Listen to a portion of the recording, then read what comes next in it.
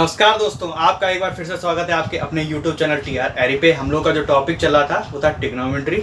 और ट्रिग्नोमेट्री में अभी तक हम लोगों ने 2 क्लासें देख ली हैं और उन क्लासों में हम लोगों ने काफ़ी कुछ सीख लिया था कि कैसे साइन के रेशियो, भुजा ट्रिग्नोमेट्री में ट्रायंगल के रेशियो ट्रिग्नोमेट्री के फॉर्म में डिफाइंड होते हैं, कुछ फॉर्मूले समीकरणें देखी थी और कैसे क्वेश्चन आते थे उनके बारे में भी देखा था। तो अभी तक जिन्होंने वो 2 वीडियो नहीं देखे हैं तो उनका लिंक डिस्क्रिप्शन बॉक्स में दिया हुआ है, आप वहाँ पर जाके पहली 2 क्लासों के बारे में देख सकते हैं। तो हम आगे उसी के आगे स्टार्ट करते हैं ट्रिग्नोमेट्री में। तो कुछ क्वेश्चंस और रह गए थे। पहले जो हम लोगों ने वीडियो में देखा था उसमें कुछ क्वेश्चन डिफाइन किए थे कि किसी ट्रायंगल में 2 भुजाएं दे रखी होती थी, पाइथागोरस हम तीसरी भुजा निकालते थे और उनके फिर हम ट्रिग्नोमेट्री के रेशियो, साइन, कॉस्ट एंड जो भी होता था उनको फाइंड आउट करते थे। तो कुछ टाइप के और क्वेश्चन है कि मान लीजिए किसी ट्रायंगल में, ये ट्रायंगल हम बना लेते हैं, पहले इसका कुछ नाम दे लेते हैं ए बी सी। यहाँ पे कोण बी जो है वो 90 डिग्री एंगल है, ठीक है। तो इस 90 एंगल ट्रायंगल में जो हमारा कोण सी है इसको हमें पता करना है, जबकि हमें दे क्या रखा है, कोई 2 भुजाएं दे रखी है। मान लीजिए ये ए बी जो लंब है वो दे रखा है 3 सेंटीमीटर और भुजा ए सी जो है वो 6 सेंटीमीटर दे रखी है। पूछा जाता है कोण सी बताइए, कोण ए बताइए, ठीक है। तो जो भी कोण होगा उसके सामने की भुजा को हम एज ए लंब, as a perpendicular line consider करेंगे। तो इस केस में हमारा ट्रायंगल एबीसी है जिसमें 2 भुजाएं दे रखी हैं, तीसरी भुजा में पूछ रहा है। तो मतलब कि हमें दे क्या रखा है, एंगल सी के रिस्पेक्ट में हम देखें लंब और कर्ण दे रखा है। तो लंब और कर्ण के लिए हम फॉर्मूला डिराइव कर सकते हैं sine C. Sine C is equal to लंब अपॉन कर्ण 3/6। इसको सॉल्व करेंगे तो 1/2 आ जाएगा साइन सी का मान। तो 1/2 साइन के टर्म में सीरीज में जो हम लोगों की टेबल पढ़ी थी उसमें कितना मान होता है 1/2 का। तो हम लोगों ने पता है साइन 30 का मान 1/2 होता है। तो 1/2 की जगह हम साइन 30 लिख सकते हैं। इस इक्वेशन में जब हम कंपेयर करेंगे तो सी का मान आ जाएगा 30 डिग्री। तो इस तरह का क्वेश्चन हम लोग देख सकते हैं अपने क्वेश्चन में। एक और क्वेश्चन टाइप का क्वेश्चन है, तो ये रहा आपका क्वेश्चन क्या कह रहा है, त्रिभुज एबीसी में कोण बी समकोण है जिसपे भुजा ए बी 5 सेंटीमीटर दे रखी है और एक कोण ए सी बी 30 डिग्री दे रखा है और शेष 2 भुजाओं का मान हमें पता करना है। तो इस तरह का भी क्वेश्चन आता है। क्वेश्चन में हमें ध्यान कर रखना है कि फिगर कैसे ड्रॉ करें और वर्टेक्स कहाँ पे रखें। किसी भी पॉइंट को हम ए बी या सी नहीं कहेंगे, अकॉर्डिंग टू क्वेश्चन जो हमें प्रोवाइड कर रखा है उसके अकॉर्डिंग ही हम शीर्षों के वर्टेक्स के नाम रखेंगे। तो पहले हम एक ट्रायंगल ड्रॉ कर लेते हैं। ये हमने एक ट्रायंगल बना लिया। अब इसमें ए बी सी किसको कहेंगे वो सब कुछ अकॉर्डिंग टू क्वेश्चन ही चलेंगे। इस पे कह रखा है कोण बी समकोण है, तो ये कोण हमारे यहाँ पे ट्रायंगल में कोण बी है समकोण, इसको हम कह देंगे बी, वर्टेक्स बी। अब हमें पॉइंट ए और सी को पुट अप करना है।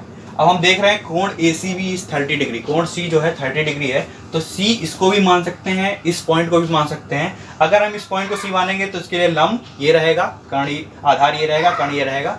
और अगर इस कोण को हम सी मानेंगे तो लंब ये हो जाएगा, आधार ये हो जाएगा। तो इसके अकॉर्डिंग ही मानते हैं। तो हम इस पॉइंट को हम सी मान लेते हैं और ये एंगल कितना दिया है 30 डिग्री। ये एंगल कितना हो गया 30 डिग्री। तो अगला पॉइंट जो वर्टेक्स है वो क्या हो जाएगा ए, जो तीसरा वर्टेक्स है वो ए हो जाएगा। इस तरह हमने फिगर ड्रॉ कर लिया जिसमें से ए बी दे रखा है 5 सेंटीमीटर। ए बी की लंबाई में 5 सेंटीमीटर पड़ता है। हमें बी सी और ए सी फाइंड करनी है। तो इस क्वेश्चन में क्या है, एक एंगल दे रखा है, एक भुजा दे रखी है और हमें शेष 2 भुजाएं फाइंड करनी है।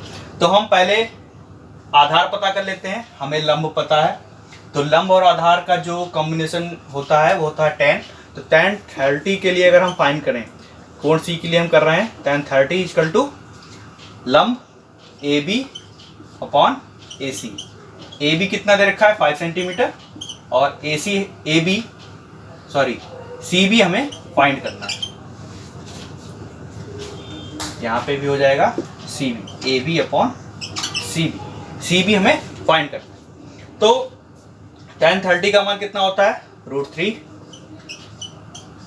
तो 5/CB सी बी का हम फाइंड करेंगे तो हो जाएगा 5/√3। सी बी का मान कितना हो जाएगा 5/√3। इसी तरह हम कर्ण AC फाइंड कर सकते हैं। कोई भी दो भुजा ले लीजिए, लंब और कर्ण का रेशियो ले लेते हैं तो हम sin 30 के लिए फाइंड कर सकते हैं। sin 30 equal to AB upon AC। AB हमें पता है 5 सेंटीमीटर दे रखा है, AC हमें पता करना है। sin 30 का मान 1/2 होता है, तो AC equal to 5/2 equal to 2.5 centimetre. तो यहाँ पे हमने देखा कि एक भुजा एक कोण पता थी और हम लोगों ने ट्रिग्नोमेट्रिक रेशियो के हेल्प से शेष दो भुजाएं पता कर ली। यहाँ पे एक चीज और भी है, अगर हमें तीसरी दो भुजाएं पता चल गई हैं तो हम पाइथागोरस से भी इसको फाइंड कर सकते हैं, इसकी जरूरत नहीं है। बट पहली जो दूसरी जो भुजा है वो हम ट्रिग्नोमेट्रिक रेशियो से ही फाइंड कर सकते हैं। ये भी इजी है, आप पाइथागोरस से भी कर सकते हैं, बस इसमें याद रखना है कि किस पॉइंट को कौन सा नाम देना है। तो एक और क्वेश्चन देख लेते हैं। तो ये रहा आपका क्वेश्चन क्या है, ए बी एक मीनार है, 15 मीटर दूरी से मीनार का उन्नयन कोण 60 हो तो ए बी फाइंड करना, मतलब मीनार की ऊंचाई फाइंड करनी है। तो अब हम सीधे हाइट एंड डिस्टेंस के क्वेश्चन पे आ गए हैं। और हम लोगों ने पहले स्टार्टिंग के वीडियो में कहा था कि हम लोगों का जो अपना ऑब्जर्वेशन है, जो हम लोगों ने देखने का व्यू है, वो एज ए ट्रायंगल फाइंड रखना है। हम जो मीनार को देख रहे हैं या कोई चीज़ देख रहे हैं, सभी में हम एक ट्रायंगल ड्रॉ करेंगे इमेजिनरी और उसको ब्लैक बोर्ड पे लाएंगे। तो इसमें एक चीज़ और आ रही है, उन्नयन कोण। तो हम उन्नयन कोण और अवनमन कोण के कॉन्सेप्ट को भी समझ लेते हैं क्वेश्चन सॉल्व करने से पहले उन्नयन कोण अवनमन कोण क्या होता है इसको समझ लेते हैं।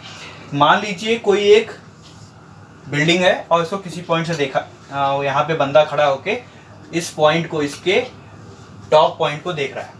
तो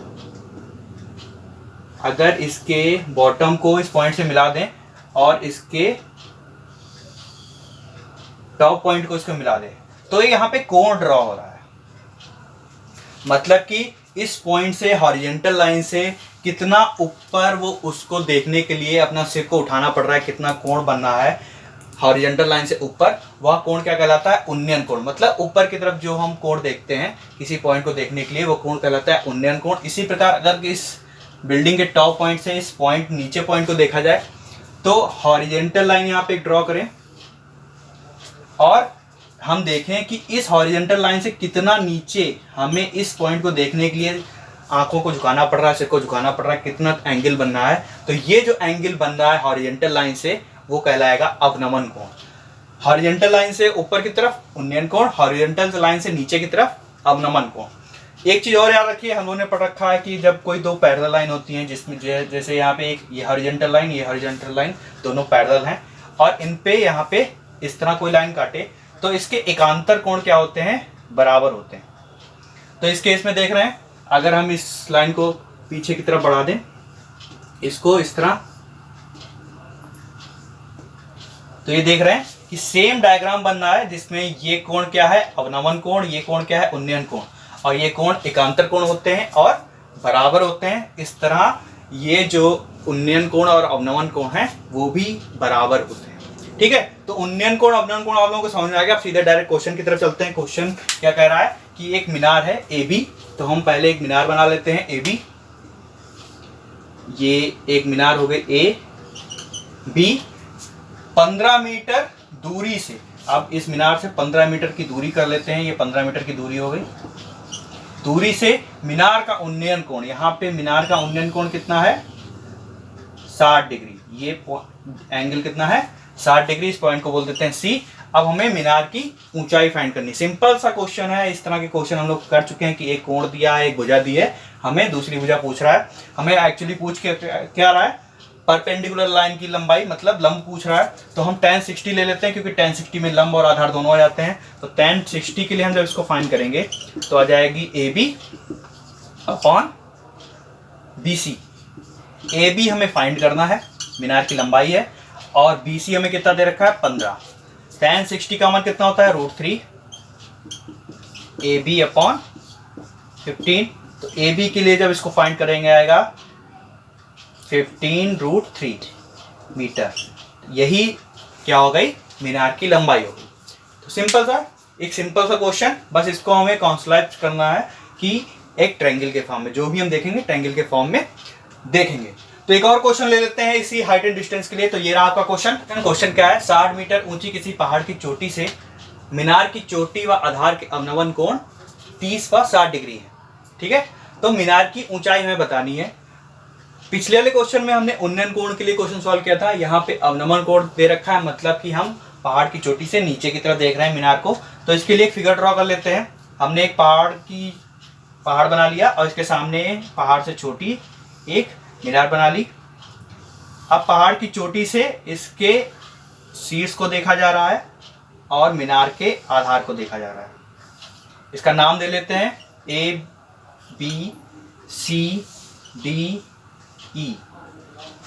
ठीक है, ये पहाड़ हो गया, AB हमारा पहाड़ है और DC हमारी मीनार है।